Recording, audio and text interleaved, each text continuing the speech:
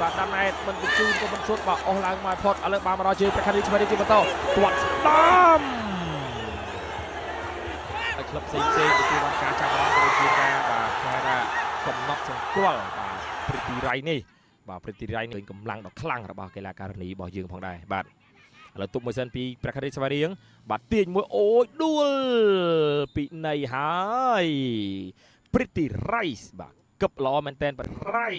បាទគប់ល្អមែនតែនប៉ុន្តែក៏បាទជាការសុំទោសបាទបង្ហាញពីសិលធម៌ក៏ទៅសុំបាទជាស្រ័យបាទ11ម៉ែត្របាទថាតើអ្នកណាជាអ្នករ៉ាប់រងបាល់11ម៉ែត្របាទគឺព្រឹត្តិរៃឬក៏អ្នកណាបាទផ្ដល់ឲ្យកីឡាចូលឬក៏មិនចូលបាទ Doris បាទ Akahit បាទ Doris Akahit បាទកីឡាការិនីចំណូលថ្មី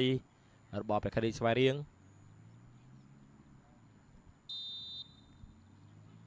បាទ Doris Akahit គ្មានឲ្យបាទគ្មានឲ្យមានបញ្ហាទេបាទគឺ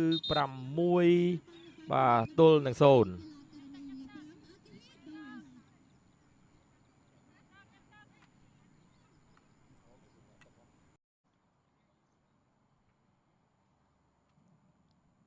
បាទដូច្នេះ